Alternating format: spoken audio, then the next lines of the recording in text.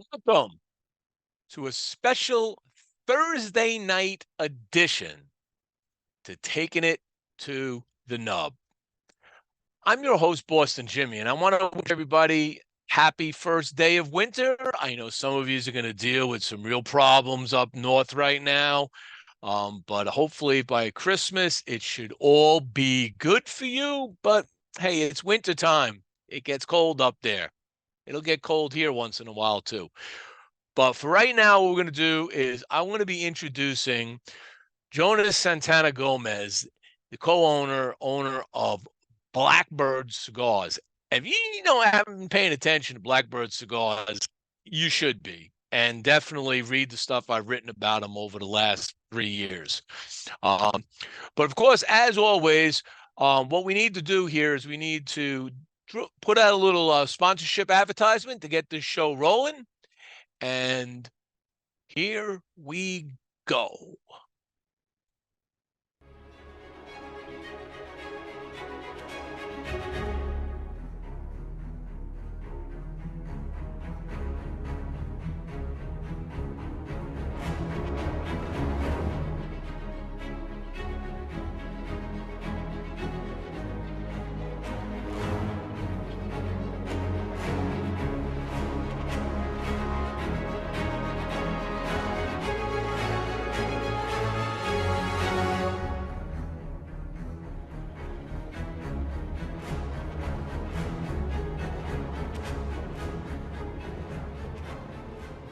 And today's show is brought to you by Casa Cuevas Cigars. In the 19th century, Juan Cuevas, Spanish immigrant from Santander, began what was to be a family business which now spans 4 generations.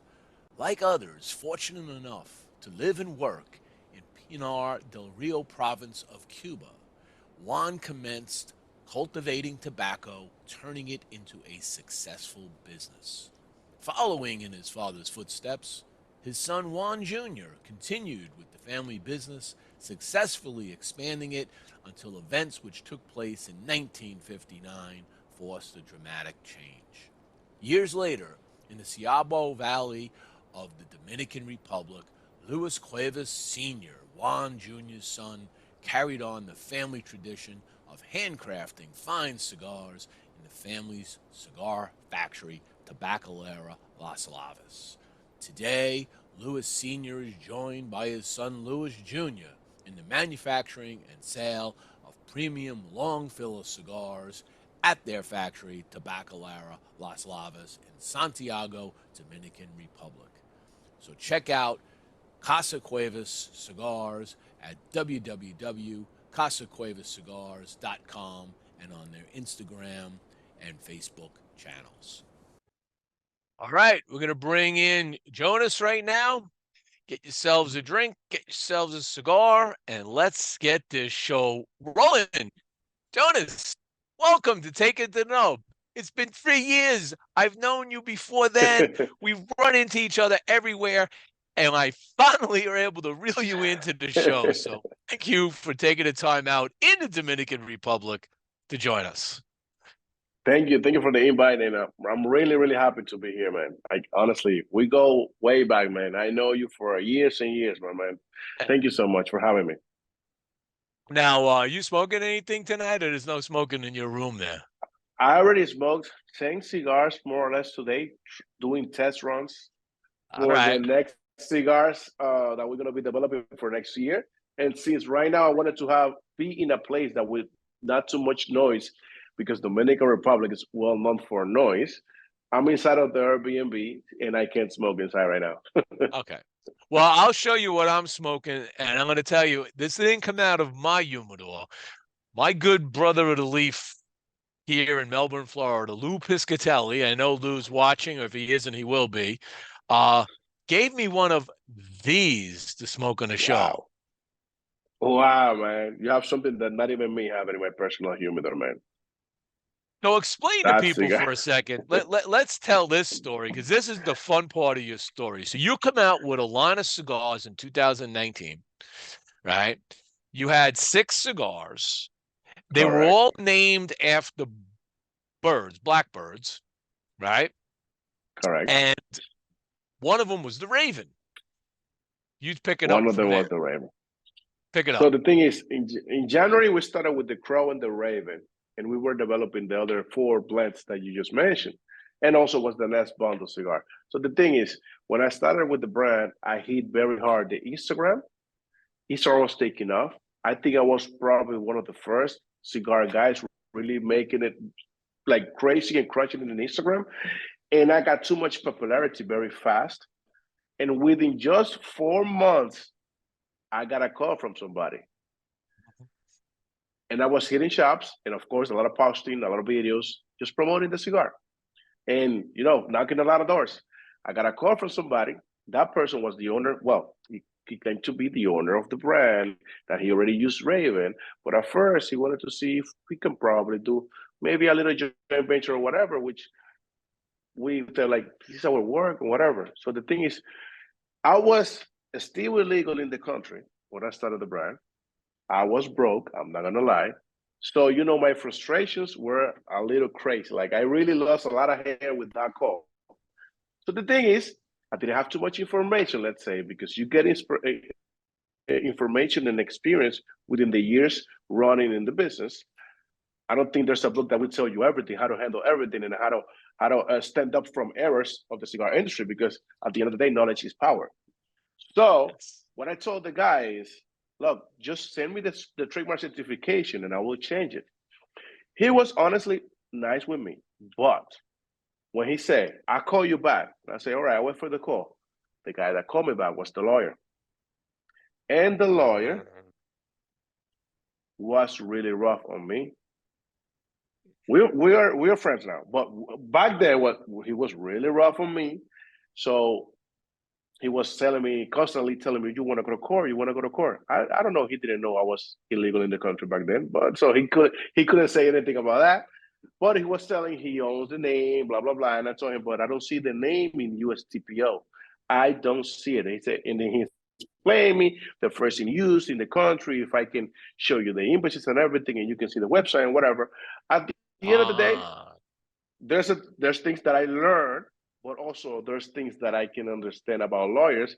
As they read too much, they have the power because they can tell you things to involve you so you can take another route. All right. I didn't see it that way back then. I wasn't really freaked out. Started the company. And then the thing is, he was just very unkind with me. He was not kind with me. And after we hang up, that I was, of course, disappointed, but at the same time mad about it. The graphic designer comes down and he say, "Bro, we gotta call that cigar now unkind." And I'm like, "Why you think?" "Yeah, he's been unkind with you." "Yeah, but what's the meaning?" Say, "Bro, unkind means flock of ravens. You're gonna be stronger now." And I'm like, "Wow, man, let's make it happen. Design that right now, man." Right? And it really made sense. Something that I can tell you, Jimmie, is like, me and my brother, we don't have since 1900 making cigars like Fuente, so 1912, or other brands, Plasencia growing tobacco since 1865. We don't have none of that. So we wanted to have a story that makes sense. And we create the stories, but also a lot of parts of the story add on because of things that happen to us like that. So we needed to go very full marketing, understand why we wanted to put the name of Blackbird. And okay, unkind means flock of ravens. Yes, he did make me stronger because after that I came up with the 4 other lines. And that's where we go, let's say, to understand the line. Which one is the strongest bird in the planet? The strongest bird in the planet. Which one it is, do you think? Strongest bird as far as solid strength? The strongest. Strength. Yeah. Eagle. You can guess. Eagle. The eagle. The bald eagle is the strongest bird in the planet. So I understood also, like, hey, there's a lot of mainstream brands. It's not really easy to be in this industry. But I came from 7.5 years working with another company that I also tell told them, hey, this is what I see on the streets. And I explained them a couple of things, of course. And I say, how do we really play smart against a bunch of eagles? Eagles, for me, is the respectful way to call the main street lines, the main street brands. It's a respectful way. Like, I don't have nothing against this. Respect. You have years in this, but I need to play smart. I need to play smart. And the smartest bird in the planet is the crow. So Nice. that's how everything started. First cigar that I dropped was the crow, the raven, even that I had to change it. A jackdaw is another crow. The rook is another crow. Then the other ones that are not really crows is the finch and the cuckoo. That probably I can show it right here in the picture. So to make it a little just a little easier to the audience. Hold on, I'll pop it up. Okay. You want me to yeah, let me just pop up your website real fast here. While you're talking. So if I do this and just drop this right here. So here, we're gonna do this, and then we'll just share that screen. So here. All right, so we got the crow. Exactly. Okay. All right. So you got the finch. We created the it's not a crow, but we created the finch for the people that don't really like the bitterness of the Connecticut, which is my jackdaw. And jackdaw is the European crow. So and jackdaw, yeah, it's like yellow/orange. That's the same exact color that you see when the sunrise happens. That's our first cigar in the morning, because we blend everything, matching birds or matching moments of the day. In this case, jackdaw is the first cigar of the day. That's why you have that bright orange, like the sun. So our sunrise cigar, typically the cigar that you're gonna mix it up with a cup of coffee. Then you go with the finch, that is light blue. And that's the mid-morning cigar. That's how the sky looks during that time. But it's also one of the colors of that actual bird, that is the finch. Then you go with the rook, which is another crow. It's more the real blue. So that's our high noon cigar. That's how the sun looks at 12 lunchtime. Yep. Then you go to the unkind, that used to be the raven. That's dusk, when everything is changing from, at the start to see the sunsets and all of that. The sunset, exactly. But also when the sunlight hits the feather of the raven, turns purple. So it's part of it. Yeah. Then you go with the crow. Crow is red because it's black feather, red eyes because of the crow, but also it's the heat of the night. It's our medium to full body cigar with pepper. And the good thing about the first cigar that you smoke during the night is pepper, it will open up your palate. Then you go with the cuckoo, that is gray. And we call it our last cigar of the night, or the midnight cigar. It turns gray, during the night. And it's our most Dominican cigar. Cuco comes actually from cuco bird. It's a very common bird in my country. And that's why we make that's our most Dominican cigar. Everything is Dominican filler and binder, but the other difference is that the wrapper is Cubra Brazilian wrapper. Now, I'll tell you, when you talk about the crow and you pull the crow for the night, right? My experience with crows is I was living in Japan for like a year. And on weekends, I would obviously go out late night to the bars and do that whole thing. And I would come crawling home at like 4:30, 5 o'clock in the morning, just as the sun's coming up. And every time you hear a crow, I remember 4:30, 5 o'clock in the morning, because all I hear was caw, caw, caw, caw. And that's all you heard in the morning in Japan was the crows, man, coming flocking around, and I was like, ah. So it could be a morning or it could be a late night cigar, bird, but yeah. Yeah, of course. At the end of the day, remember, we did everything by the occasion, or let's say the moment of the day, but at the end, like at the end, it will be during your schedule. Like when are you able to really smoke the cigar, depending on your work shift, or depending on when do you really like to smoke the cigar, and you smoke your favorite after that. And I'm going to tell you, this cigar, you're really jealous. I know you are.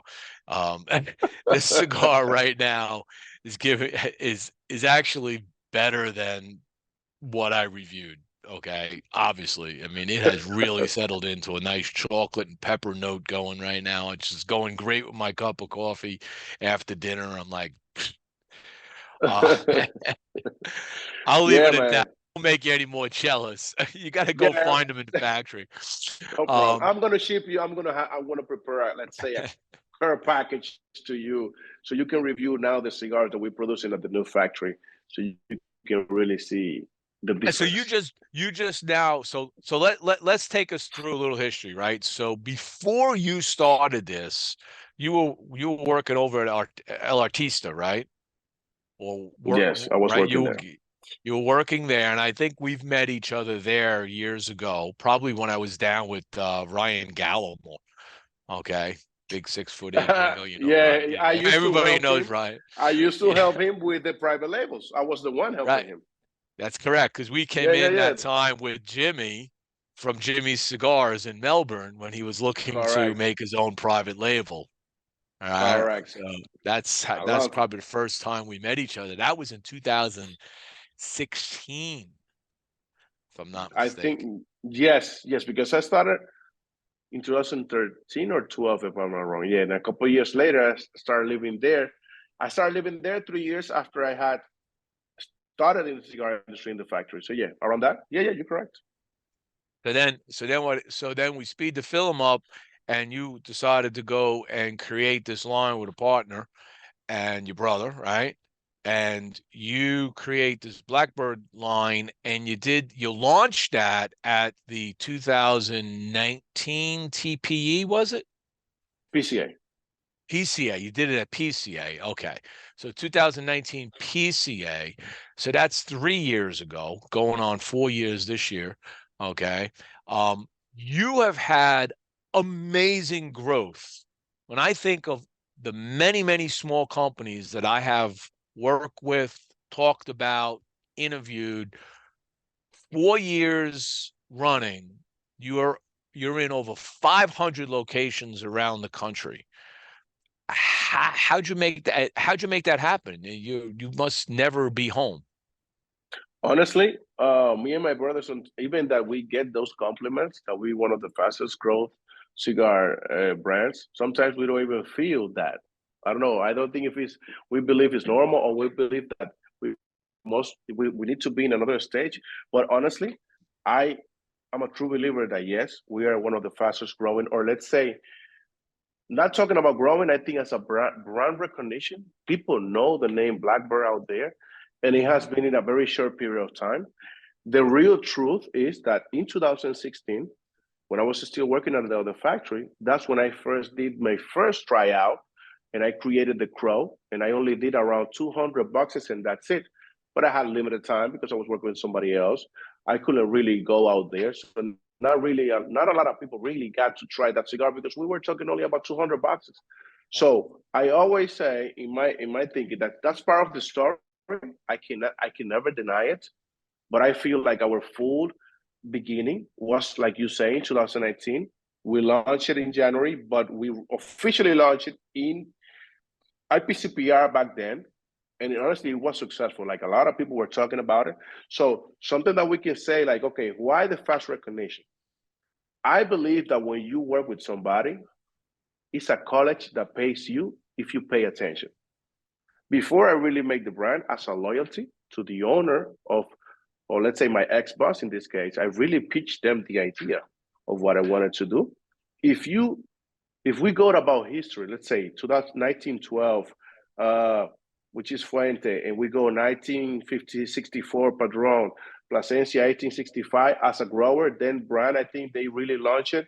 The first was the organic cigar in 2016, it was the Alma Fuerte.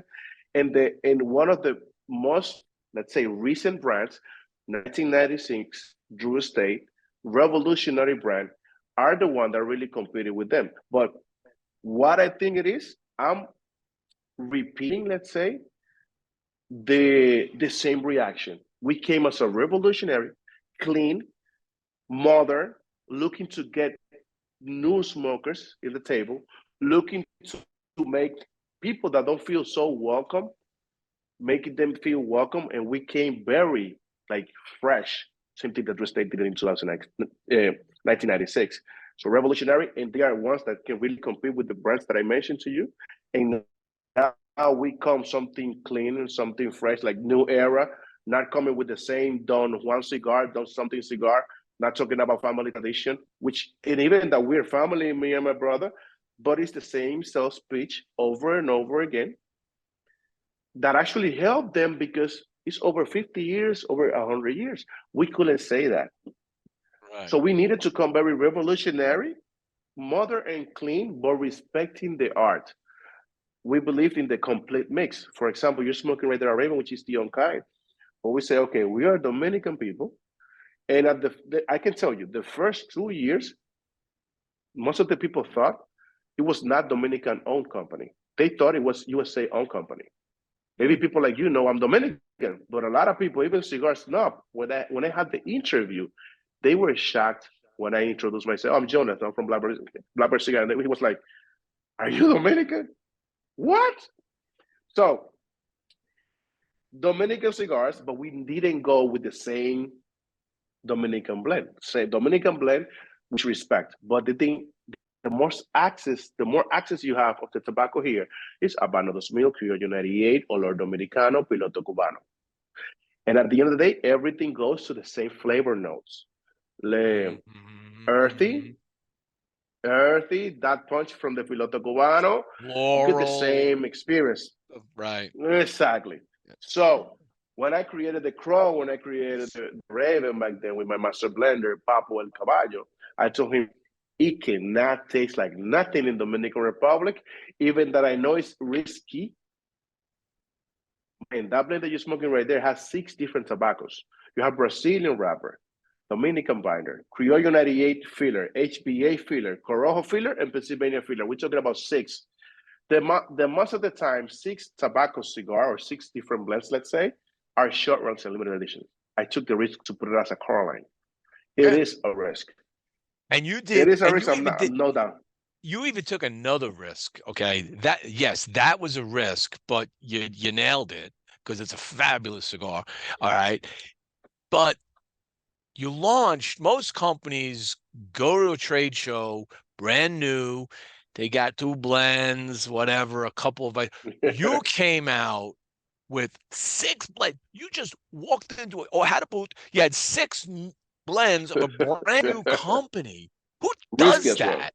Who does that, right? And you stood behind every one of those, and you told me, I remember you told me, Jimmie, you gotta try every one of these. I mean, at sample, you gotta try every one of these. You're gonna like every one of these cigars, okay? And you even explain these, do this one in the morning, do this one in the afternoon, this one at night, and it worked,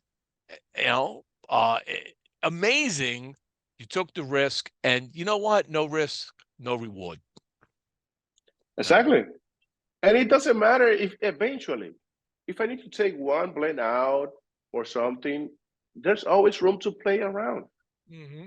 Sometimes if something is not working right, you can give exclusivity to somebody that is working in that market. It doesn't matter. Like me and my brother, we really learned that if we need to sell our car to keep going, we're going to sell it. We're not always depending on something.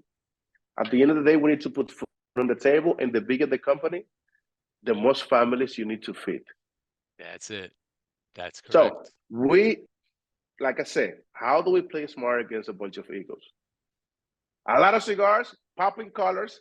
Most of the aging rooms, or not aging room, most of the oh wow, my English and Spanish coming up.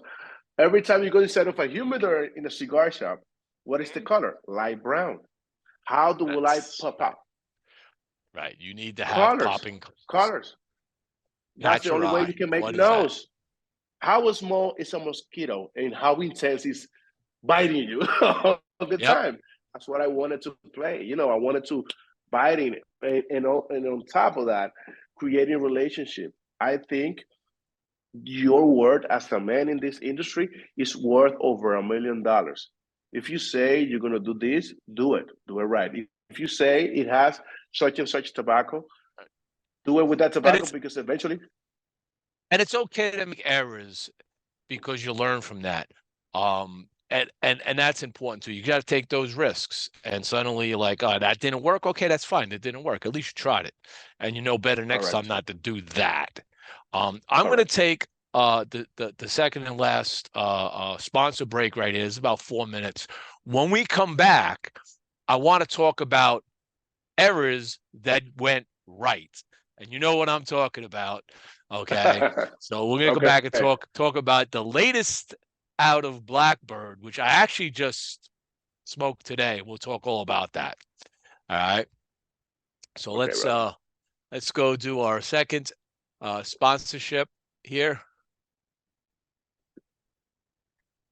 And today's show is brought to you by Bocock Brothers Cigars, a new and active brand founded by two Honduran brothers, Bryant and Douglas Bocock. The brand zeroes in on those folks that are looking for easy to smoke cigars inspired by unusual circumstances. Very importantly named after their very interesting and imitable last name, Bocock. Right now, Bocock Brothers is featuring their signature edition, made at the AJ Fernandez factory in Esteli, Nicaragua. It features an Ecuadorian Sumatra wrapper, a Nicaraguan Habano binder, and a Nicaraguan filler. Available in three popular formats, a Robusto, a Toro, and a Gordo. You can check out Bocock Brothers Cigars at www.bocockbrothers.com. And today's show is brought to you by Platinum Nova Cigars. Platinum Nova is a family owned and operated premium cigar company. Only the highest vintage tobacco and the most skilled hand workmanship go into the making of each Platinum Nova cigar. This results in a timeless blend of art and craftsmanship. The Nova brand and the family's work are a tribute and an honor to their grandfather to always remember him and his infinite passion for the finest cigars. Their love for cigars started with their grandfather, a dedicated master blender and entrepreneur in the cigar industry. So the next time you're looking for that exquisite cigar experience, pick up a Platinum Nova. You can check them out at Platinum Nova Cigars, www.novacigar.com, and on their Facebook, Instagram, and Twitter channels. This episode of Taking It to the Nub is sponsored by the Box Press Cigar app, the ultimate cigar smoking experience. With Box Pressed, you can easily catalog cigars with your own virtual humidor, quickly rate and record notes for any cigar using the Smoke Session feature, receive intelligent cigar recommendations based on your personal taste profile, and access exclusive discounts from top cigar brands. You can even shop your favorite cigars directly in the app, then automatically sync the order to your virtual humidor, plus so much more. Download BoxPress today by typing bxpr.sd/install into any web browser and discover the world of cigars like never before. That's bxpr.sd/install.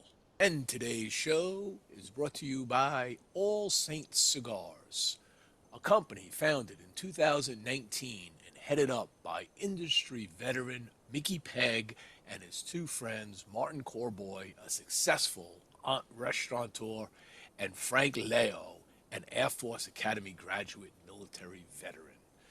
As Mickey explains it, they were all sitting down talking and smoking cigars, and finally they decided that they would do this thing together. It was time. Mickey said, I decided if I'm going to work hard at it, it should be something I love.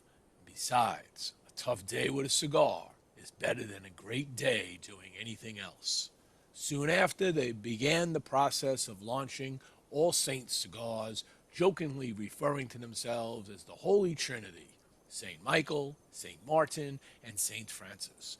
They chose for their logo the cross of St. James, the patron saint of Nicaragua, the country where their cigars would be produced.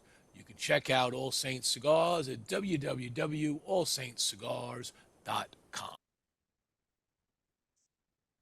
All right. All right. Let's come back to Jonas. Hey, by the way, I want to make one other note about what you do on your cigars that I really enjoyed. How you take the band off. You just pull the bird and the band comes off. Sometimes, man, you can see that the products is created. I just make it easier or better for the people. That's all it is. No. Key points. No.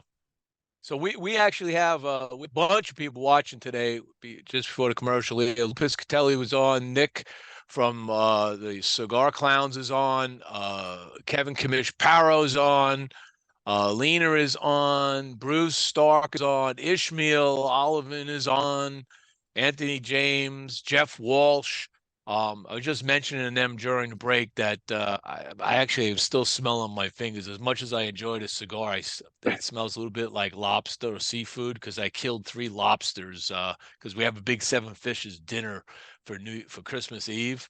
So my wife makes the lobster bisque, so I had to kill lobsters. And I hate doing that because you got to stab it in the head, kind of, you put them in the freezer, you can't numb them down, and then you kill it. But it doesn't matter; they're still moving around. You're like, sorry, buddy. So I was just smelling my fingers. Wow, man. So one of the things I wanted to talk to you about, and I'm just going to cue this up for a second here. I haven't finalized the review, but let's talk about this cigar. And let me just share this right here for everybody. So this is something that happened in your factory that kind of went wrong, right? But in the end, you say turned out right. And yeah, this is called the glitch. Yep, the glitch. Okay. So the thing is, there it is. Yep. You did the review already? No, not yet. I was doing it today, and then I had to go shopping and do all this other stuff. So I'm almost done with the Claro. All right, but you could talk. You could tell everybody about this particular cigar. I'm gonna take it off share, but the story behind this, because it's a fun story. Yeah. So the thing with the glitch is, no matter what cigar you're making, if it's for your own project or for somebody else, I believe you need to treat your cigars the same love, just like anybody's cigars, like the same love you treat yours. Like if every time you get an order for a private label and you say, hey, let's make it not so good like ours, I don't think you really love this industry. I think you need to make it with the same love. So the thing is, we were making the cigar, we have the blend already, everything great for that customer. When the master blender came from Nicaragua, because we have a growing tobacco there, and he came back to check the cigars to see if the cigars were doing it, like we're trying it and performing the way he teach everybody there and the supervisors. He find out it was not the blend. Like, this is not the blend that I really told you to do. And the thing is, in our factory, we use codes because just in case, sometimes the rollers rotates a lot between factories to factories, and you say, hey, we want to keep our recipe as a secret. So what happened is, when we find out everything that happened, that one of the rollers messed up the codes. He didn't use the right codes for the blends. But the thing is, the master blender, with the frustration, of course, he called me and my brother, hey, we need to have a team meeting like right now. Like, we had a lot of cigars, over 10,000, over 20,000 cigars there made, because in our factory at the moment, we're not at full capacity, but we're already making 5,000 cigars a day. So we had a lot of cigars for that customer. But the thing is, with the frustration, we asked him, brother, but let me ask you, does it taste bad? No, it tastes amazing. But this is not the blend. If we say to somebody, we're going to make the cigar taste so and so, it must taste so and so. And I'm like, I was literally coming from another trip, like I always do. And I say, but wait, I am looking for a budget cigar. Do you think we can make that cigar as a budget? Let me try it out. And I wasn't smoking it. I wasn't smoking it. And when I was thinking about how much will I think that people will pay for that cigar if they don't have any brand name in their mind, I say somebody probably will feel good paying $9 for this cigar.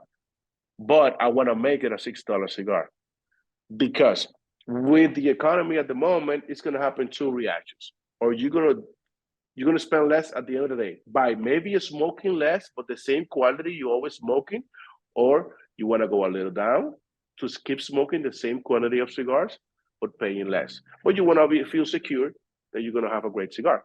So at the end of the day, this was like a happy accident because we can turn it out right away as a brand. That's why we call it the glitch, which is an error in a computer. But in this case, it was a happy glitch. That's how everything turned out. Amazing. It was very just worked frustrating. It out. was very frustrating.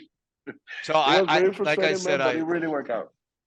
I did smoke the Claro Robusto today, which you sent me, and it's a decent cigar. You know, I'm not going to say I'm going to rave about it like crazy, okay? But at the price point, absolutely fine cigar for its price point, without a doubt.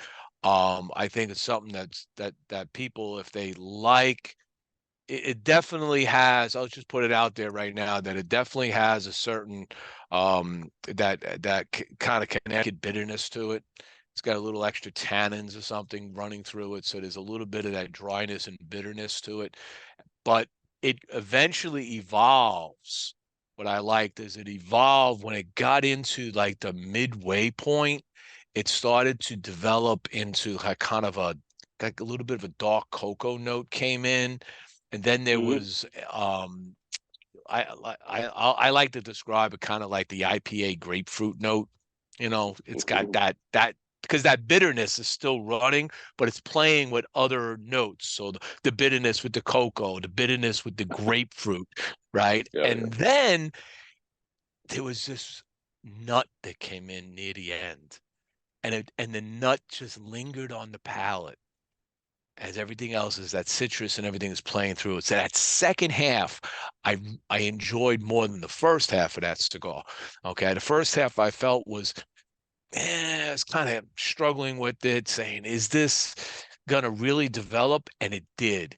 So for $6, come on, great, do it, sell them. The glitch. I'm gonna look forward to the other ones because it's a lot of people aren't into Connecticut's, but the other ones you have should be even more phenomenal because they use different blends for them, right?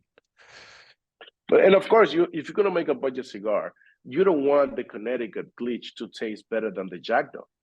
Otherwise, what do you think is gonna happen? It's gonna, let's say they're not gonna respect the Jackdaw as much as if it's gonna. Oh, so they're gonna feel like, oh, you robbing me now? Yeah, You know what I right. mean? Because your glitch is tasting better than this. But I just want you to. I just want the people to feel comfortable when they say, "Well, I pay $6 cigar, and I'm willing to pay over and over again because it probably tastes a little better than a $6 cigar." I'm happy with Right. that because that's what I wanted to accomplish. Before we accomplish our stuff for 2022 for 2024, which is the short runs, limited editions, and a higher end brand that we want to make. So we can be in area scale, you know. Right, because like my two favorite cigars in your line, at least on my reviews from what I've had in the past, was the Jackdaw and the where's the other one? So the Jackdaw and the Crow. No, Jackdaw and the Rook. And the Rook. And oh, by the Wow, way, you like the rook. I like the Rook, the Grand Toro. And I tell you, I used the Rook in a in a little trivia question And it's fun that because people didn't get it. Some people got it right, others got it completely wrong. They didn't. They didn't get the answer right. I'd have to look up the question again, but it was fun. It was a fun question. It's like, yeah, you got those that got Blackbird correct. Congratulations, you did a good job. So, Great, man. Great. that's a fun story. Now there are new things coming out. You're coming out with something new for this year's PCA. For PCA, well, we're gonna start already giving out the samples in TPE. I'm gonna go to TPE anyways because everything is, let's say, paid. I don't know about next year if we're gonna be to both because it's too close. But yeah, PCA, we are really aiming to have our high-end line. We throughout the year, we're gonna have around 2 to 3 state birds of United States. So we're gonna have the state bird of Kansas. We're gonna have the state bird of Ohio. The PA we already have it, but we're gonna work on that too. Again, we already had the Arizona state bird, but what we're doing is we're giving the spotlight to shops. Like you're gonna be the first having it, and elite accounts.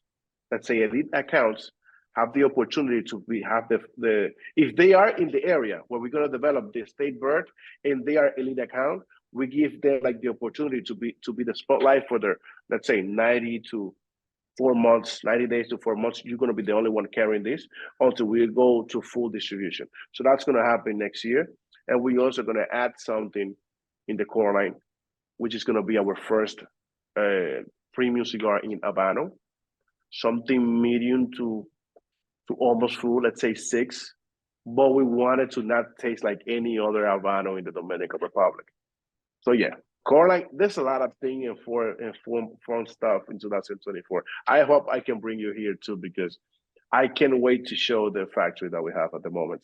Oh, yeah, I love I'm that. losing my hair. I'm losing my hair. Like there's What no hair? bragging. Come on, you're like me. That's why we're that's why The thing is, I got no hair. people might think that if I talk about the factory, I'm bragging or whatever. No, no, no. We just have room to grow, and we really want to keep growing in a nice way. That I want to put smiles on people. Like I want them to feel great about them. I really want to smoke. I want to suggest Blackbird cigars because it's really making an impact in the industry. That's why I want it. And of course, a lot of families in the Dominican Republic will benefit from that success, of course. Correct. Now, who do you use for your boxes? You using the DBL's box company? Actually, no. We do things with DBL. Like I help him with bringing to the States and things like that with the cigars. We always help each other. Let's say if we buy tobacco, sometimes we divide it in two. When we are in Germany, we share a booth. Like DBL, I love so much, Francisco. Who do you use for the boxes? It's in the free zone of Santiago. It's called Sign Wheel. I don't know if I'm not pronouncing it right. Sign Wheel. I think you know the guy. Yep. Okay. Yeah, and we use for the bands Action Label, and we also use Brida from the Netherlands, depending on the project we're making. Okay. Very good. You spread it around, spreading the wealth. Very nice. Yeah. If you really like, you can have literally the same box and the same band, but if you make it with the higher end quality, it will look different. It will look different, like completely different. Now, how many Blackbirds are there that you can choose from? I mean, every cigar, other than the glitch, every cigar you have has got a Blackbird branding to it. Does that continue to be the concept? So like these state birds are all Blackbirds, right? And not always. The rough grouse in Pennsylvania is not a Blackbird. Okay. The cactus red is not a Blackbird. Okay, so you're shifting a little. So Blackbird Cigar Company, but it's now we're going into other birds too. Of course, there's a lot. There's too many species of bird, and in USA it's very bird friendly, let's say. And the good thing about having state birds is you can also give like something. Let's say if somebody's traveling from Ohio to Arizona to escape a little bit of the cold, hey, what do you have in Arizona? And I cannot find it in Ohio. You know what I mean? I think that's something cool for travelers to find things that they don't find in other places. So I don't know if you watch Stephen Colbert on the Late Show. I don't know if you're familiar with the Stephen Colbert Show. If I see the face, I can probably tell you. Yeah. So he did something. Um, Bird of the Century. Hold on a second. I looked this up. So he did a thing on his show. He does weird stuff. Oh no, it wasn't Colbert. I'm sorry, it wasn't Colbert. It was John Oliver. On last week tonight. Every Sunday he has a show, and he did this thing where the Australia was trying to pick the bird of the century. Okay. Okay. And what what they did, they had people voting for what they feel is the bird of the century Australian bird, right? So he Okay. went and got people and anybody in the world could vote for this. So he took out advertisements around the world for his pick of the bird, which is called the Poo Teki Teki. Good techie. The Wow. Poo Teki Teki. All right. And it won bird of the century in Australia. And the Australians were all upset about this because it's like they had all these other birds they figured would be the best bird for the bird of the century. And I'll just show you this picture. This is the Poo Teki Teki. All right. Beautiful. This is this bird. All right. Let's see if they have a better picture of it. It'll go away. All right. I don't think that was a good bird. Anyway, so it's this really strange looking bird, right? And Mm-hmm. they picked it. So it is now the official bird of the century for Australia. So if you really want to push it, create a Poo Teki Teki. 100%. Oh, I like it. Of course. Australian people would like to have a cigar like that. And then sell it in freaking Australia. Yeah. They'll go fly off the shelf. And send one to John Oliver and say, "Here, have a Poo Teki Teki." Trademark it now. It's a good I idea. just gave to. It's free. I give to you. Thank you, man. Thank you so much. So while you're done with your holiday shopping, you doing anything special Christmas time in the Dominican or Miami? No, I'm done with that. I'm here because tomorrow is our factory party, end of the year, Christmas party with the employees. And I needed to be here. I'm a man that when I work at the factory, I don't know how to work by just being on my own. Like I need to constantly hug my people, talk to them, ask them about how the family feel, things like that. Like I don't know how to work without the energy of the people, honestly. That's just the way, like every time I come here, that's the motivation that I want. I was literally talking to my master blender. I told him, look, I travel too many times. Like this is my 66th plane of the year. I told him straight up. And next year, I think I'm going to make a little bit more because there's a lot of work to do. But Wow. tell me, I'm always away from family. My kid is 3.5 old, and the other one's 2 months. Like, there's no salary or payment, or if I become a millionaire, that it's going to pay that, that that daddy is not there. So the only thing that I want from you guys at the factory is understand when I bring you information from the streets, what the people talk, the customer, which I'm talking about the retailer or the final consumer, or what's going on with the brand. And also give me a lot of love and a lot of energy. So when I come back, I feel motivation that you guys have my back. I want to feel that way. Give me that because it's not easy to be from airplane to airplane, city to city, and sometimes you feel a little lonely. I'm not gonna, but about me, it's not the problem. It's the kids. My kids, they're not with me all the time, and that it has to be there. So I hope in the next 5 years, I hope I crush it so I can lay back a little bit and say, kids, that is going to travel once a month only. Yeah, well, 3.5 to terrible threes, tough time for kids. 5 years or 8. Yeah, you want to be around. Is it your oldest a boy? It's a both are boys anyway. Yeah. Both boys. Oh, yeah. So yeah, you're gonna have to start to be around them more because they need the dad, they need the father figure around to to do the fun things with. So for sure, yeah. By Yeah, the time they're 7 or 8 years old, you should be trying to be at home more if you can, of because you course. could tell you explain to them they're going to inherit this amazing company that you're building for the family. Not for free. They need to work.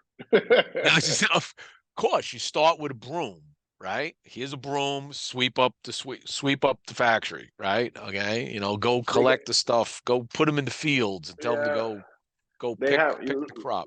look, Jimmy, they have to do the same thing I did. When I got hired by the other factory, what I did, I was coming to the factory 1 hour before my work shift so I can roll 10 cigars a day and smoke puro cigars with the master blender. That master blender that I'm talking about that teach me 13 years ago, that's my master blender now. So I used to go there 1 hour before. I told my ex, look, I want to do the tours here every time American people come here. Let me do it.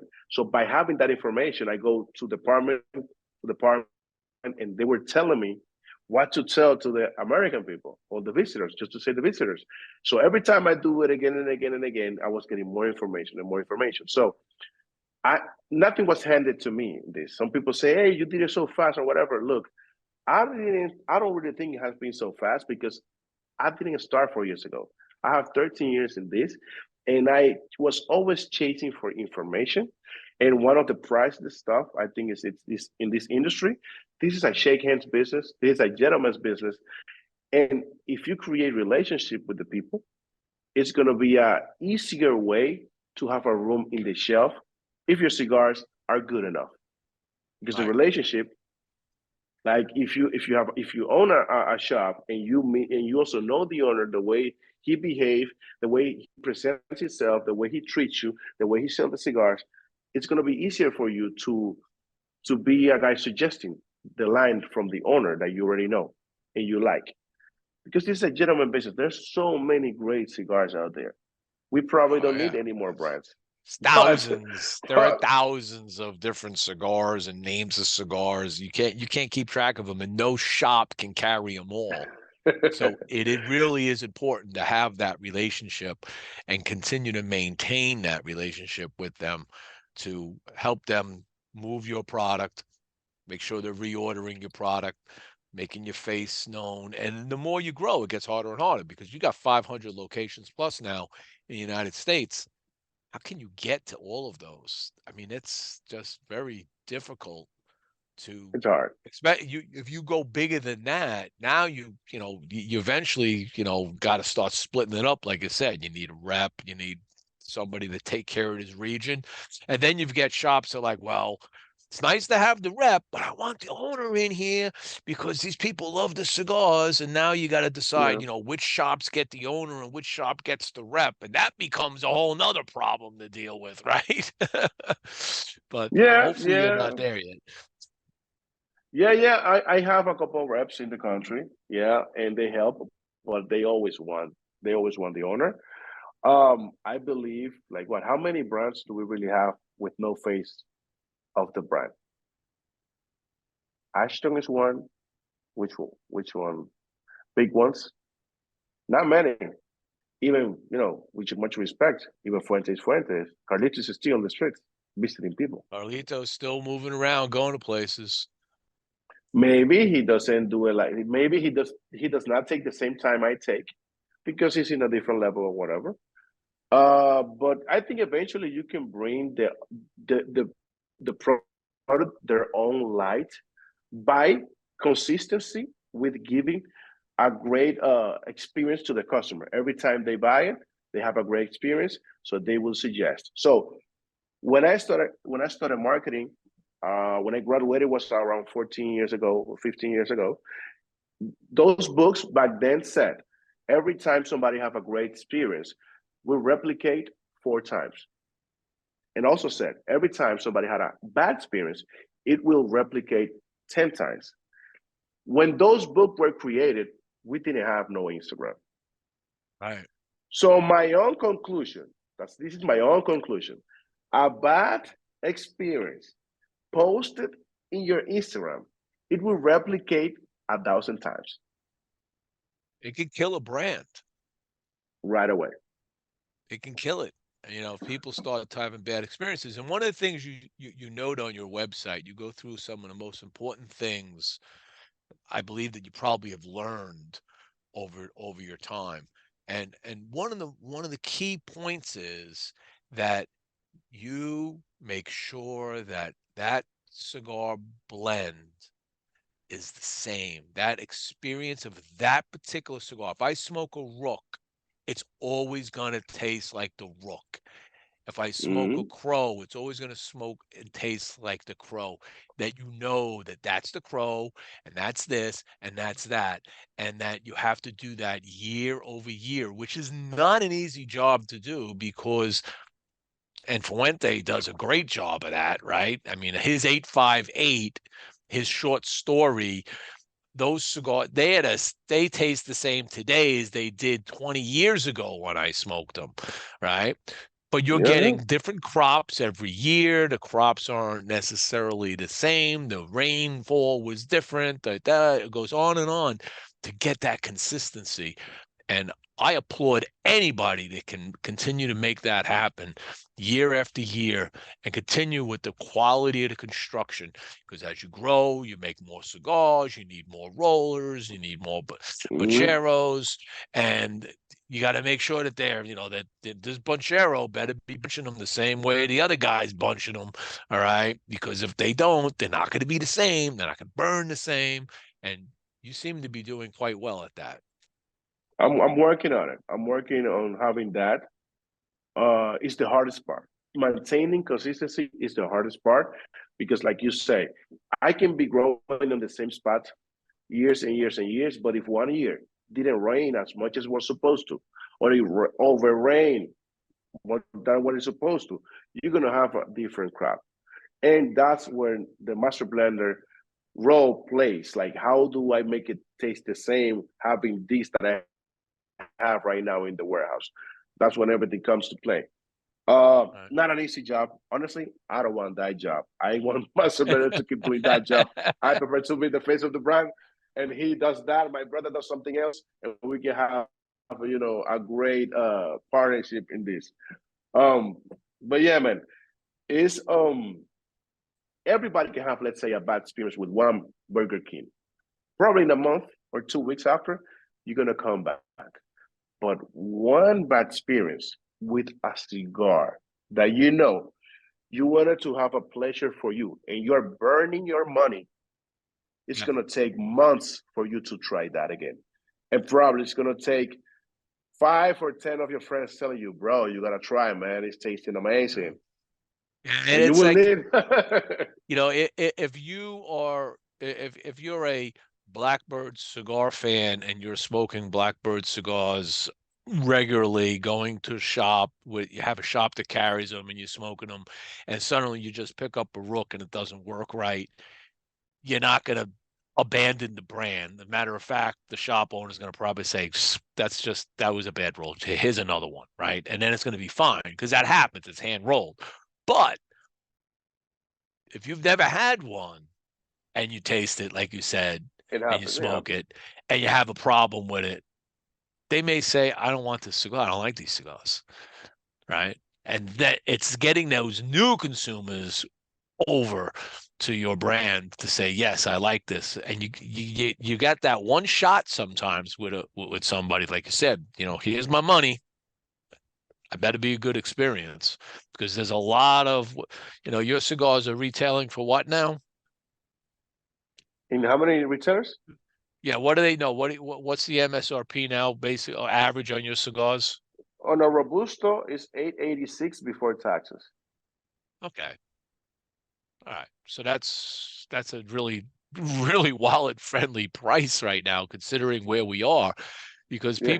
there are brands out there announcing price increases all the time. I mean, I still can't get my head wrapped around some of the prices of cigars that are coming on the market. I mean, the average price out there I see today is probably running. I'm gonna put it out. It's probably running about $13. Yeah. Is your average price of a cigar. So if you're sub 9 on this quality, why wouldn't somebody want to try that? You And should be we don't flying. plan. We don't even plan to raise the prices for 2024. Probably 2025. I think 2024 is a year for us. Now we're gonna have 9 months with the new factory. 2024 for us is to show that we are here to stay. So we're not really planning to raise any prices in 2024. We want to show that we can bring quality to the people, and we want to feel great about the experience everybody's going to have. And eventually it's going to turn out to a, let's say, free marketing, which is the best marketing, even with the best technology we can have, is the word of mouth. You're always going to believe a buddy of yours telling you a cigar is great. Plus, like, or between an advertising that probably you need to watch it 20 times before you decide to try that cigar. But if it's a buddy of yours, once, I remember Jimmie told me about this one. I'm going to try this. It's the best marketing around. Word of mouth. And let's just pop this up one more time for everybody so they know if you tuned in late or you didn't catch it before. You go to blackbirdcigar.com. It'll take you right here, and your site is very nice. I have to admit, I do like the way your site's set up. You can buy these online. We'll talk about that in just a moment.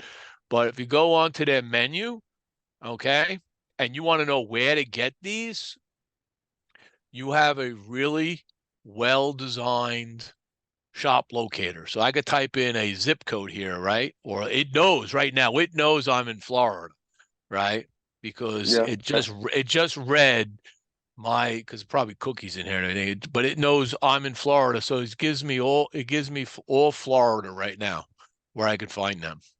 So if you're anywhere in the country, you could type in here where you are. If you're in Kansas, if you're in New York, if you're in Atlanta, you can find the shops where you can get Blackbird cigars. So if you haven't tried these, check them out. If you don't have one in the area, you can go to the retail shop. Whoops. Oh no, I'm sorry. So if I want to come in here and buy cigars, how do I do that? Where am I No, going? if you are a retailer, you hit become a retailer. You feel No, something if I'm there. not, if I'm a consumer and I want to No, come not here and I want to buy, I could buy a cigar. Can I buy these on your site? no. We didn't want to do that. Okay, We probably good, gonna do something different. But good. I think at the beginning you have to give somebody else. Like there's many websites. If you want to buy Blackbird cigar, you just Google Blackbird cigar. It will pop up Right. a bunch of links. Neptune cigars, cigars daily. There's a lot of links. It's gonna pop out right away. Just Google it. Right. So Blackbird you don't cigar. do any direct to consumer sales. You No. respect the brick and mortar and anybody else who's carrying your cigars. Yes, and let me tell you, sometimes I have thought about it for just one reason, with a lot of respect. Sometimes somebody tell me, "Hey, I want to get those cigars," and my local retailer is here. We reach out to the local retailer. Probably it's not the time for them to bring anything new in, and I tell them, "Hey, do you really want your consumer to go to an online shop?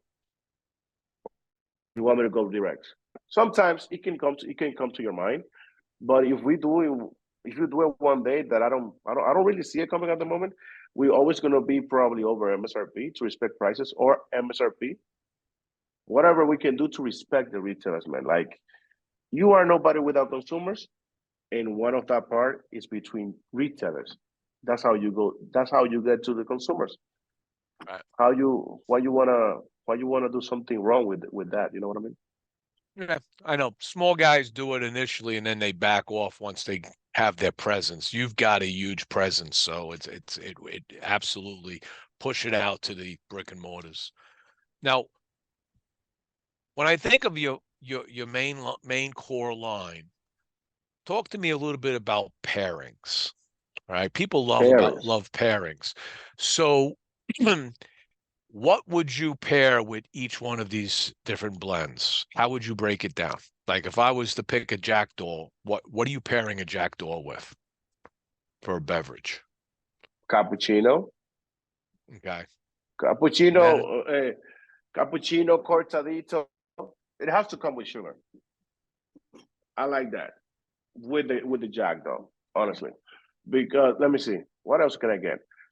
If it's well, you can do Zinfandel wine with the okay, Jack though, kind of sweet. It maybe a helps. With, cordial, maybe a cordial. yes, yes. I don't go like heavy hard liquor with Jack though because it will overwhelm. It will be overwhelming. You're not going to be able to appreciate the blend. In the Finch, you can go black coffee, no need for sugar. You can go Cabernet Sauvignon. Honestly, I don't like any Merlot because I think it's dry, and also the cigar will dry too. So I don't think Mm, it's a good fit. On the Rook, you can go whiskey, but something like a Glenfiddich that is not too heavy. If you're gonna go Macallan, it has to be more than 12 because you don't have that big uh, alcohol taste. right. It's got to be more Um, refined whiskey. exactly, Right. exactly. If you go with the own kind, you can go tequila, you can go rum, you can go rum. If you go with the Crow, you gotta go more heavy because the pepper. You can go with a nice bourbon. Any whiskey probably gonna do well. Any 1888 Brugal, which is a little heavier rum. Oh yeah, Um, that's good stuff. exactly. Yeah, it will depend on that. How power, like if you have something like that with power, you need another drink with power so you can appreciate both. In the Cuco, it has to be go a little bit. Let's say if you know Brugal, you go at XB. That is Mm. it's more how would you say that? How would you describe the XB? It's more subtle, So it's more there's a little more suavecito. sweetness. Yeah. What is it? What is the word? Suavecito. Suave, like So, suave. suave. Like Oh, okay. I'm not talking slow, I'm talking like less bite, less Yeah, more very refined, probably refined, more. more refined. Yeah. Exactly. Yeah, I also like which one? What else with the Cuco? I like rum as well, but sometimes, man, even I can give you the suggestions. It's your palate. I try to stay away from, let's say, very sweet um rums, for example. I prefer something like extra viejo versus there's another one called Legenda. I think it's too sweet, more than the extra viejo of the Brugal. I probably go extra viejo over the Zacapa, unless it's a 25, because the other Zacapa, I think I feel it too sweet. That will depend, of course, on your choice. But yeah, the suggestion will be like that. The bigger Yeah. the strength, the more body you need in the drink. Right. What about beers? IPAs, Guinness stouts. Or the stout, wow, I haven't done too much of that pairing, but the stout, that little feeling of milk that you get in the, I like that, man. With the rook, I like it with the crow because the crow is not creamy, but that little feeling of the creamy milk that you get, I think will pair well. Um, if I go a craft pilsner, I probably do it with the cuco or the own kind probably. The kind is sweeter than the cuco in that case. But that honestly, I will need to try it out because I don't have probably the same knowledge as the hard liquor because I'm not a big beer drinker. But lately, I've been trying to get more information about it. Tyler Caldwell says cuckoo with a stout. That's what he's voting. That's my man. I was with him last week. Yeah, Tyler, yeah. Yep. He just said, my boy Jonas. Yep. This is one of the hardest working guys in the industry. Thank you, brother. Thank you so much, man. Did Yes, you? it's I good. hope he get the gift. I hope he get the gift that I shipped to Oh, okay. Santa Claus is delivering something to Tyler, it sounds like. There you go. him. Very good. So we're getting near the end of the show. I always like to ask, some personal questions. You already talked about you have two sons. Um, we talked about your history, how you got into the business and what you did. What do you do when you're not flying on a plane? You want to sit back, relax, do things. You like watching sports, movies. What do you like to do? Oh man, when I'm not traveling and I have the time, I record music. I don't know if you know that I'm a rapper too. I make music. I like that. For me, is it take me out of the planet. I can think about other stuff. I do like movies.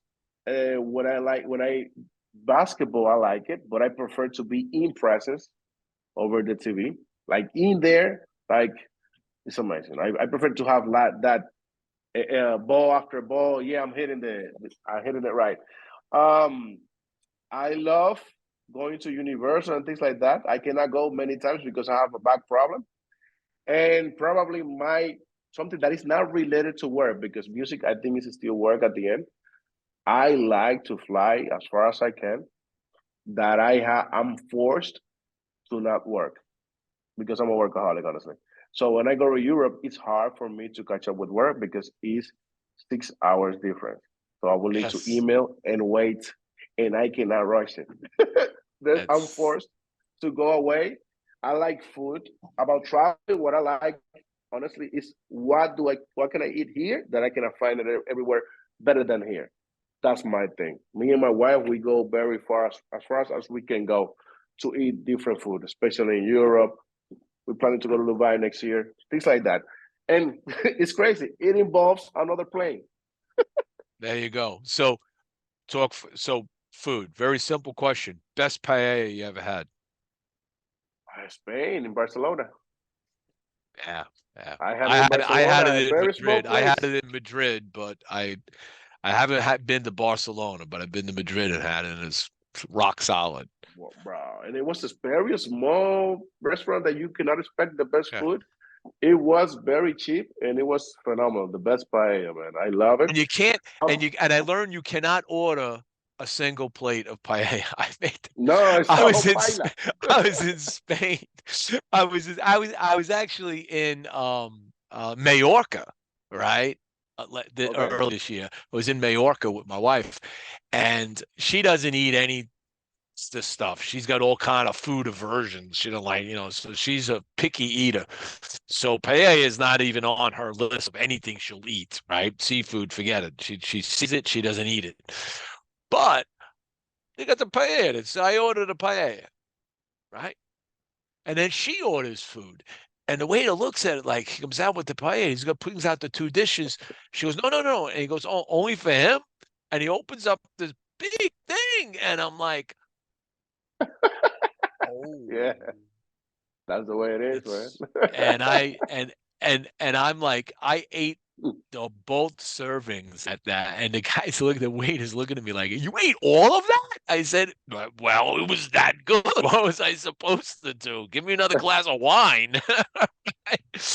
I'm relaxing. I'm on vacation. I don't care if I put a few pounds on. I'll take it off when I go home. It doesn't matter, So, man. Eating over I like eating in Europe, especially Italy. Eating pasta and pizza in Rome, man.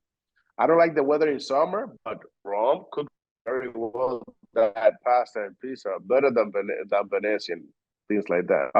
So something that I always and I always it's hard for me because depending on the state, you get a different experience. Let's say if I really want to go food restaurants for a whole week, different restaurants, I probably go to New York and New York pizza over Chicago pizza as well. I'm sorry, oh, Chicago guys. yeah, I'm sorry. thank you.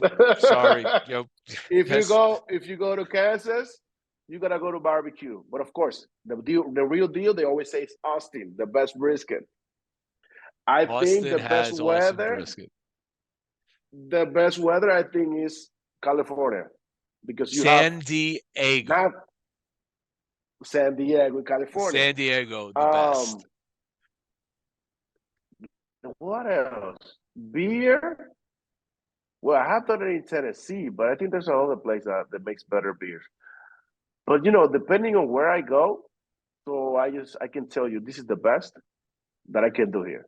So I don't think there's no place for me in the United States like, hey, this is the best place. No, you can pick from too many things that you can see in the United States. Best food I have is right here. My wife is an amazing cook.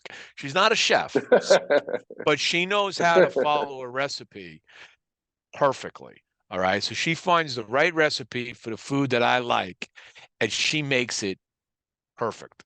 Everything from homemade pizza with Amazing. homemade dough, right, to macarons, right, pastries. She makes fresh bread, all of that she makes right here in this house. And when I Amazing. go out to eat, I am disappointed many, many times. I'm like going, it's just they put too much salt in it, they put too much of this in it. It's like, it's like not right. It's greasy. It's like, no, you ain't got that right. My wife would look at a plate that I would get at a restaurant. She just look at it. She doesn't even eat it. She just looks at it and knows that's not done right. So That's great, man. if you're ever up here in Melbourne on your travels, let me know ahead of time. We'd love to have you over for dinner. You tell me what you like, okay? And Okay, okay. she'll make it. And then you're gonna say, like others that have been here. We call it, so my last name is Vita, it's Italian. Her name is Diane. So we call it the Dia Vita Bistro. Okay. And Mhm. people that have been here, they rave about my wife's cooking. They're like, if you're in Melbourne, don't go out to eat anywhere. Just call Jimmie and have him invite you over. His wife will make you the best meal you could ever have on the road, because all you guys are on the road eating in all these restaurants. It's not home cooked food. So I open the door. I tell people, if you want, just let me know ahead of time, and my wife will make sure. My job is to Mhm. clean the house. Her job is to do the cooking, and we sit back, and then we come out in my lounge and smoke some cigars, drink, and whatever. So, all right. Man, yeah, I will let you know in advance, of course. So we went beyond the hour. I will not Of be at course. TPE this year. I will be at PCA instead. I had to make the decision which one I was going to go to. A lot of things are happening in PCA this year that I want to be there for. I'm trying to get a hold of all of the brands that are celebrating 10 years in the business, because I've been doing this 10 years now, and I want to get a photo Mhm. op of all the brand owners that have been in business for 10 years, because I want to celebrate perseverance in this industry. If you think about what happened over the last 10 years, we had the FDA hit us. We had a pandemic that hit us. There are brands that started 10 years ago that are no longer around, including this brand. You know that guy at the top there above the rabbit air? Cornelius and Anthony. Cornelius in it, not around anymore. They closed the company. I used Their to own. like their artwork a lot, man. Yeah, I Yeah, used to no. like that So, brand a lot. but there are a number of companies that just don't exist. That Mm. the FDA killed them, or the pandemic, they couldn't weather the storm, right? So I would love to see all the people that have persevered and hear their stories about how they did it, because that would be an incredible show to have. Oh yeah, I really agree. Like, yeah, I think you're right, man. Like, and it really brings me, some memories because when I started that six lines in 2019, and I had the pandemic right after that, 2020, and I'm Yeah. still here, man. Many times I thought like, what's gonna happen with us? It really happened to me, man. Like, you just brought me those memories right now. I'm glad that I can be here telling the story that I'm still alive and growing thanks to a lot of work and a lot of support from the people, honestly. And number one is God too that gave me, the health to keep working. Good for you. Got your blessings. That's good. So you're doing something right. You got the right guidance. Yeah. All right, I'm going to give you the last word. Honestly, you gotta go with my slogan. Don't let anybody clip your wings and follow your dreams. As simple as that. And self-motivate yourself. Don't wait to anybody to motivate you. Before anybody believe in you, you gotta believe in yourself first, and then your smile is gonna shine so much that people's gonna follow you because people follow people. Don't let anybody clip your wings. Thank you. And took it right down to the nub. Look at that. Perfect. Perfect. I want to thank everybody for watching. Thank the sponsors for sponsorship, because without them, it's always a little harder to do. And I'll catch you again. Everybody have a phenomenal holiday season. Great Christmas time. Hope Santa Claus is good to everybody. We're going to catch you. I'm going to try to get a show in next week if I can before the new year. But remember, keep tuned to the Cigar of the Year candidates. As you know, I put out 3 categories: large, medium, and small. And there'll be candidates in each one of those. And then we'll be ranking and stacking them. And the announcement always comes out on New Year's Eve at the stroke of midnight will be my list. So stay tuned for that. And then we'll have a show all about that in January. So that, Perfect. Jonas, thank you very much for joining and taking the time out of your day. Thank you, brother. And that's our show for today, folks. Hope everybody had a great night, and we'll catch you on the rebound.